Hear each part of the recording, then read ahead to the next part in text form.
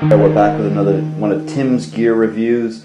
This time we'll make it a quickie, but we're looking at the OfficeJet Pro 8100 e-printer from Hewlett-Packard. I've been through a couple of the Epson printers, and I got to tell you, not happy with their consumer level stuff.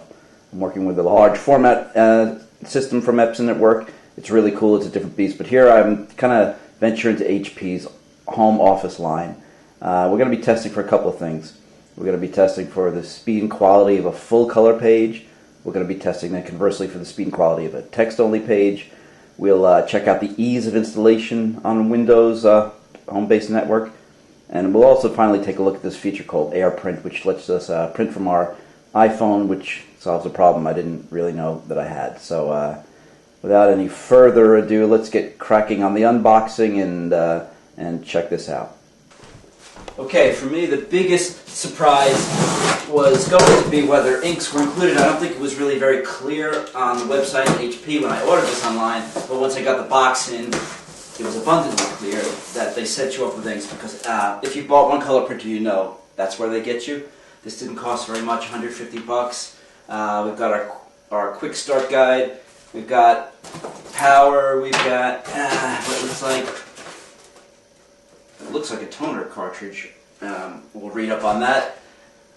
Here's the inks, which will be costly as time goes on. That's what I want to watch out for. The Epson products were very, what I call, thirsty. Installer disc. Now I'm going to have to use two hands to hoist this out of here. Told it was heavy. Really not that heavy. Wouldn't want it to be too flimsy.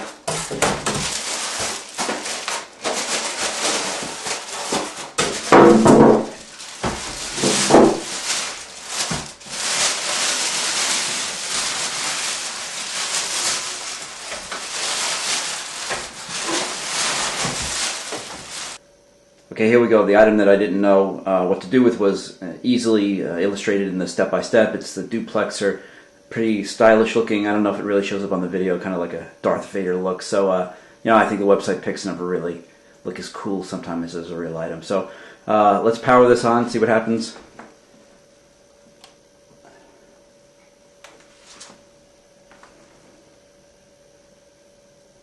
Now it's showing me, obviously I didn't put any ink in, so we'll follow the step-by-step, load the inks. The next step is likely to install some Windows drivers.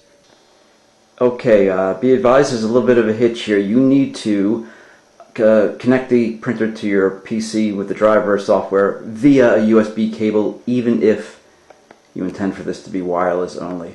I read about that, one of the reviews on the HP site, and didn't really understand what it meant. That could be an inconvenience for you. I mean, in my case, I just had to bring it upstairs. But if you're, an IT person in a large organization, this could be a problem. So here we go. We're going to turn it on. Software was otherwise kind of routine setup, using all the defaults. I'm going to come over here and see if the USB auto detects and gives me a next button so that I can move on.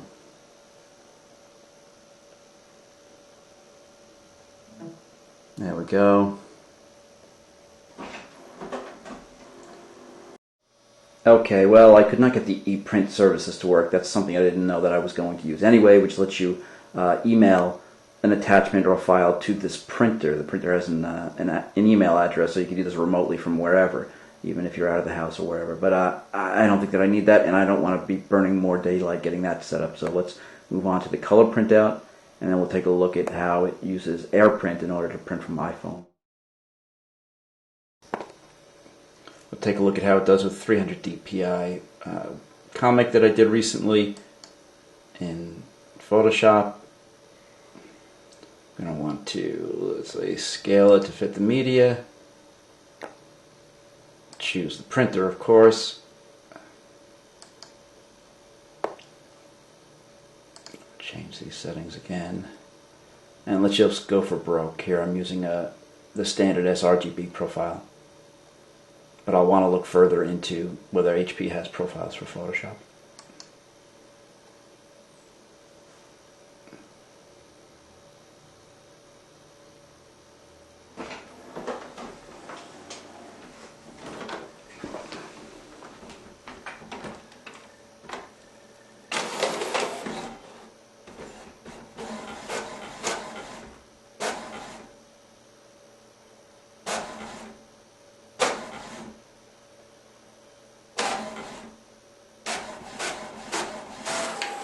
Alright, well, definitely faster than the Epson that I replaced it with. I think I like the color accuracy without having to muck around with Photoshop color profiles, even though that's something I will want to do. So, actually, pretty impressed. Never mind the ePrint services. I'm not going to spend much more time with that. But I will move on to, I'll look at a text file. If you got color like this, it's not going to be a very exciting test. So I'll do that. I won't record it, but I will record the experience with the iPhone first time attempt. Printing is never something I thought I would need to do from here, but let's go for broke. I'm going to print some notes here. Standard iPhone app. Select the printer.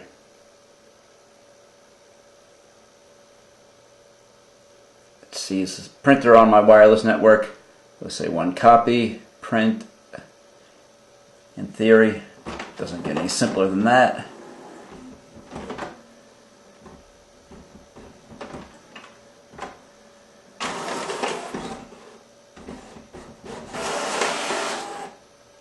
And there we have it. So we killed 2 birds with 1 stone in there. We test the AirPrint. We also see the quality of the text. Oh, that awful font.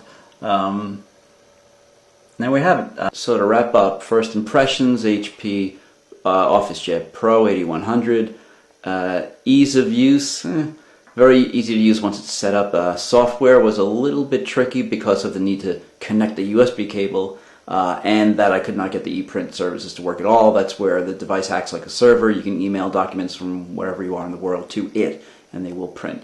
I could probably troubleshoot that. It's not what I want to do with my time right now, so if that matters to you, just bear it in mind. Color quality, fantastic. I printed another couple of pages since the first one I did here on video, and I couldn't be happier with the color quality, and that's basically what I wanted this for. Good color hard copy.